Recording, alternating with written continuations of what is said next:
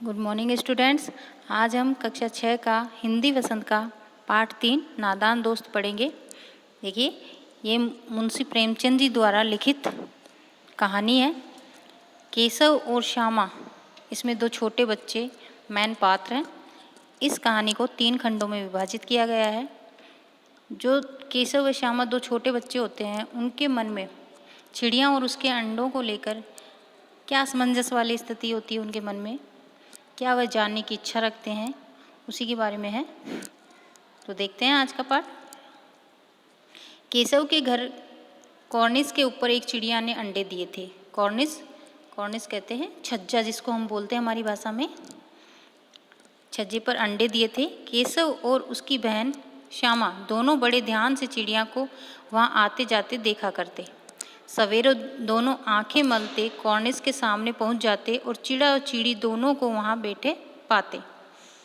उनको देखने में दोनों बच्चों को न मालूम क्या मज़ा मिलता। दूध और जलेबी की सुध तक न रहती।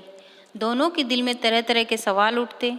अंडे कितने बड़े होंगे, किस रंग के होंगे, कितने होंगे, क्या खाते होंगे, उनमें से बच्चे किस तरह निकलेंगे, बच्चों के पर कैसे निकलेंगे, घोंसला कैसा है।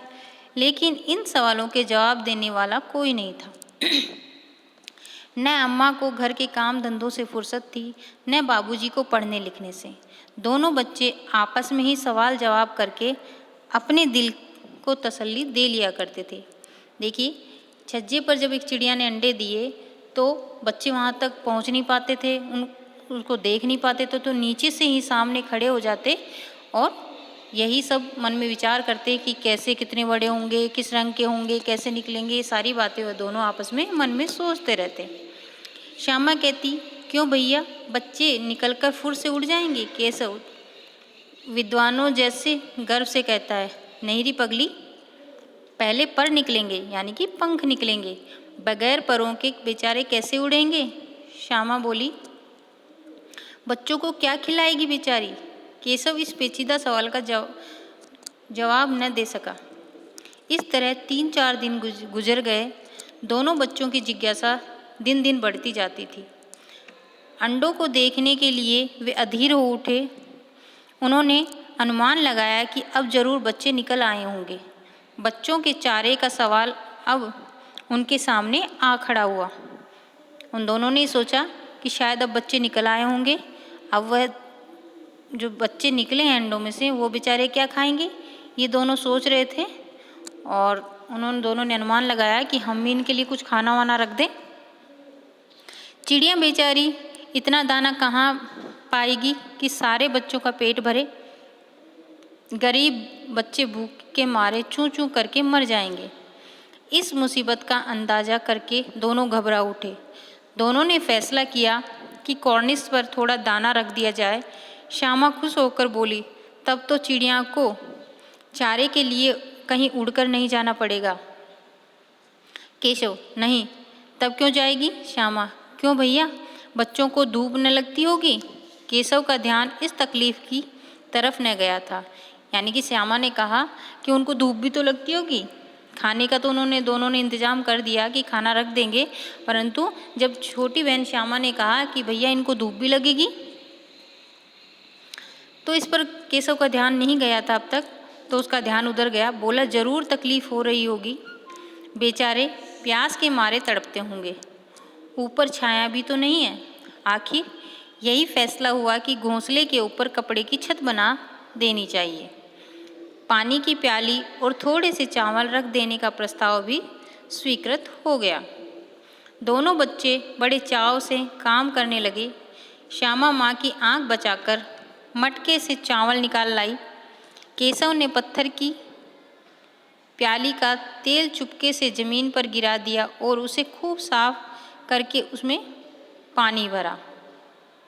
अब चांदनी के लिए कपड़ा कहाँ से आए, फिर ऊपर बगैर छड़ियों के कपड़ा ठहरेगा कैसे, और छड़ियाँ खड़ी होंगी कैसे।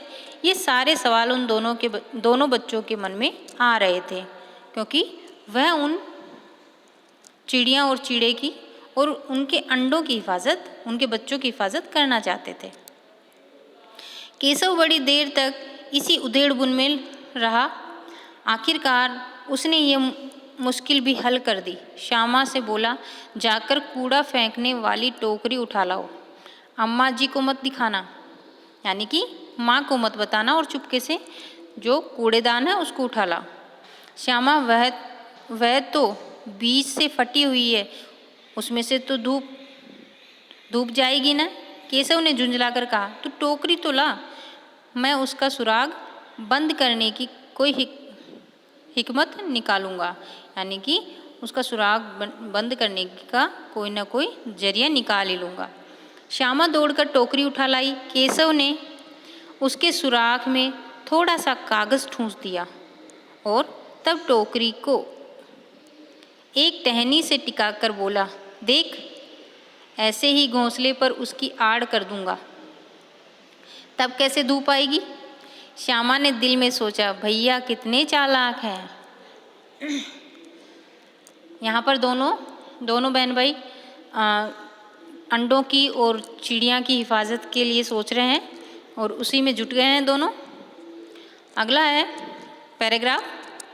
गर्मी के दिन थे, बाबूजी दफ्तर गए हुए थे। अम्मा दोनों बच्चों को कमरे में सुलाकर खुद सो गई, लेकिन बच्चों की आंख में आज नींद कहाँ। अम्मा जी को बहलाने के लिए दोनों दम रोक के आंखें बंद किए मौके का इंतजार कर रहे थे। ज्यों ही मालूम हुआ कि अम्मा जी अच्छी तरह से सो गई है, दोनों चुपके से उठे और बहुत धीरे से दरवाजे की सिटकनी खोलकर बाहर निकल आए। सिटकनी यानी कुंडी। दोनों ने धीरे से दरवाजे की कुंडी खोली और बाहर निकल आए। अंडों की हिफाजत की तैयारियां होने लगी। केशव कमरे से एक स्टूल उठा लाया, लेकिन जब उससे काम न चला तो नहाने की चौकी लाकर स्टूल के नीचे रखी और डरते डरते स्टूल पर चढ़ा। श्यामा दोनों हाथों से स्टूल पकड़े हुए थी। स्टूल चारों टांगें बराबर न होने के कारण जिस तरफ ज़्यादा दबाव पाता था जरा सा हिल जाता। उस वक्त केशव को कितनी तकलीफ़ उठानी पड़ती थी ये उसी का दिल जानता है। दोनों हाथों से कॉर्निस पकड़ लेता और श्यामा को दबी आवाज़ में डांटता, अच्छी तरह पकड़, क्योंकि वह दोनों अपनी अम्मा से बचाकर चिड़िया और उसके बच्चों की हिफाजत के लिए जो काम कर रहे थे उसमें स्टूल और एक चौकी का प्रयोग हुआ था। स्टूल पूरी तरीके से बराबर नहीं रखने के कारण वह इधर उधर हिल रही डुल रही थी। वरना उतर कर बहुत मारूंगा, यानी केशव कह रहा अपनी बहन से, ढंग से पकड़, ये हिल रही है, नहीं तो उतर गया तो मारूंगा। मगर बेचारी श्यामा का दिल तो ऊपर कॉर्निस पर था। बार बार उसका ध्यान उधर चला जाता और हाथ ढीले पड़ जाते। केशव ने ज्यों ही कॉर्निस पर हाथ रखा दोनों चिड़ियाँ उड़ गई। केशव ने देखा कॉर्निस पर थोड़े तिनके बिखरे हुए हैं और उन तिनकों पर अंडे पड़े हैं, जैसे घोंसले उसने पेड़ों पर देखे थे वैसा कोई घोंसला नहीं था। श्यामा ने नीचे से पूछा कि बच्चे हैं भैया? केशव, 3 अंडे हैं, अभी बच्चे नहीं निकले। श्यामा, जरा हमें दिखा दो भैया कितने बड़े हैं। केशव, दिखा दूंगा, पहले जरा चिथड़े ले आ। चिथड़े यानी कि जो कटे फटे जो कपड़े होते हैं उनके लिए कहा गया है। नीचे बिछा दूँ, बेचारे अंडे तिनकों पर पड़े हैं। श्यामा दौड़कर अपनी पुरानी धोती फाड़कर एक टुकड़ा लाई। केशव ने झुककर कपड़ा ले लिया, उसकी कई तह करके उसने एक गद्दी बनाई और उसे तिनकों पर बिछाकर तीनों अंडे धीरे से उस पर रख दिए। किसने? श्यामा ने वो तीनों अंडे एक कपड़े के ऊपर रख दिए। श्यामा ने फिर कहा, हमको भी दिखा दो भैया।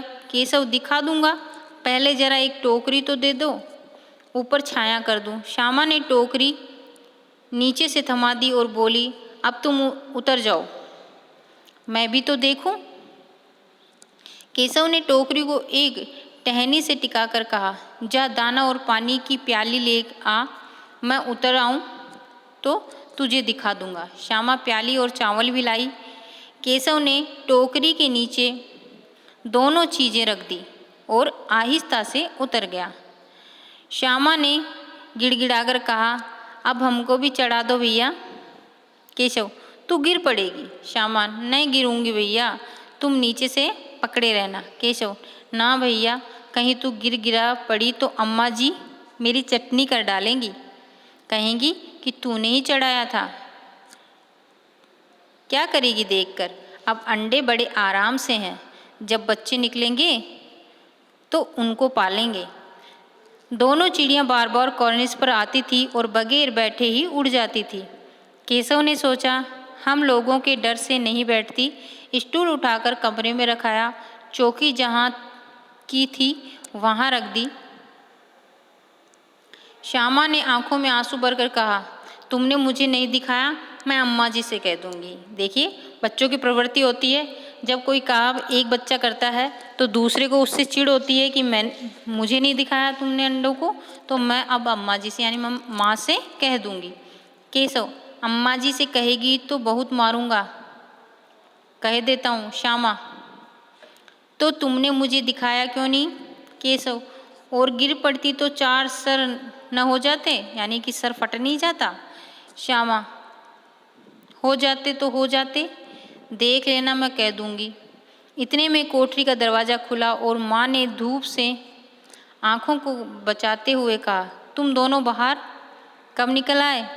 मैंने कहा ना था कि दोपहर को न निकलना। किसने किवाड़ खोला? किवाड़ केशव ने खोला था, लेकिन श्यामा ने माँ से ये बात नहीं कही। उसे डर लगा कि भैया पिट जाएंगे। केशव दिल में काँप रहा था कि कहीं श्यामा कह न दे। अंडे न दिखाए थे, इससे अब उसको श्यामा पर विश्वास न था। श्यामा सिर्फ मोहब्बत के मारे चुप थी या इस कसूर में हिस्सेदार होने की वजह से, इसका फैसला नहीं किया जा सकता। शायद दोनों ही बातें थी। यानी कि जब माँ ने पूछा दरवाज़ा किसने खोला, तुम बाहर कैसे आए, तो दोनों बहन भाई चुप रहे, क्योंकि उन्हें पता था कि अगर भैया का नाम लूँगी, श्यामा को पता था कि अगर भैया का नाम लूँगी तो भैया पिट जाएंगे और हो सकता है साथ में मैं भी पिटाई खाऊं। माँ ने दोनों को डांट फटकार कर फिर कमरे में बंद कर लिया और आप धीरे धीरे उन्हें पंखा झलने लगी। अभी सिर्फ 2 बजे थे कि बाहर तेज लू चल रही थी। अब दोनों बच्चों को नींद आ गई। बाकी हम कल पढ़ेंगे। आज के लिए इतना ही। धन्यवाद।